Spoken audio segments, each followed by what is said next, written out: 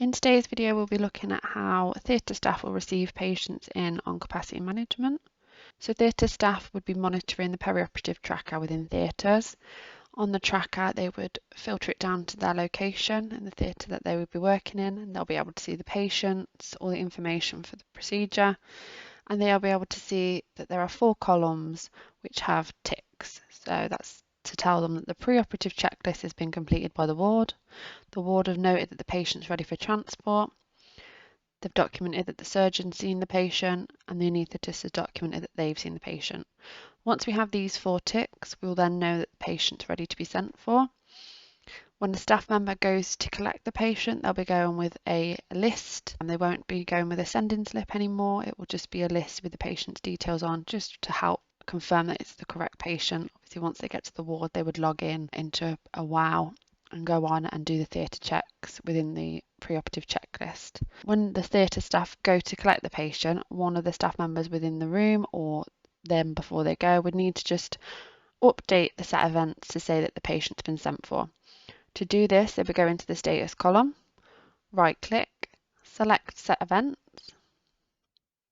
Within the set events, they would navigate to the pre-op tab, and they would just click on the patient sent for button, which would add it to the timestamps. You would click OK, and it's going to update the status to patient sent for. Once you open the intraoperative record, you'll be able to see that that timestamp's been completed. Once the patient is received into theatre and the theatre checks, etc. have been done, the theatre team would need to navigate onto capacity management. You would have the location set up.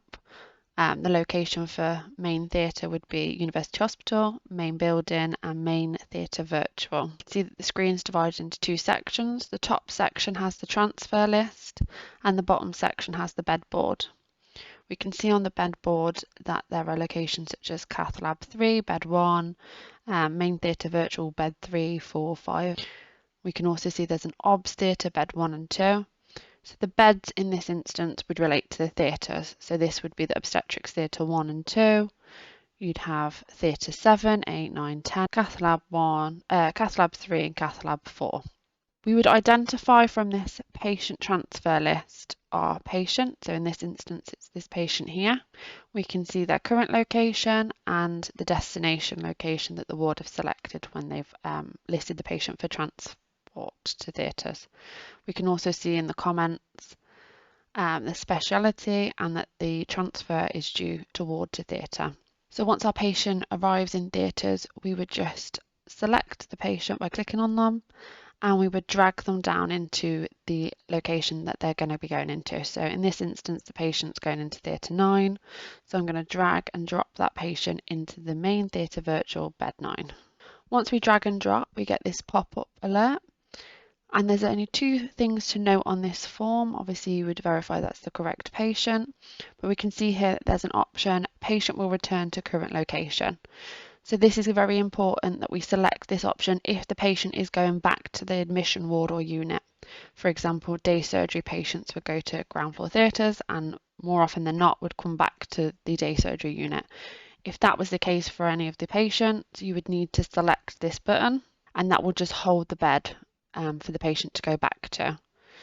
If we're not sure where the patient's going back to, then we would not select this option, and that will mean that the bed doesn't get held for the patient, and then obviously we can put them into the correct location once we know where they're going post-operatively.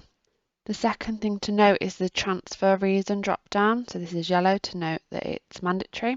So we would go into the drop down and select the appropriate transfer reason, which we know in this instance is ward to theatre, and now we would click OK.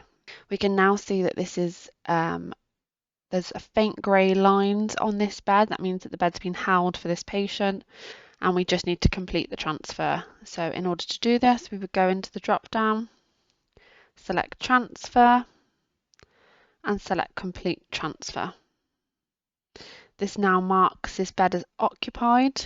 It changes the colour depending on the gender, and we can see the patient's name on the bed, along with any alerts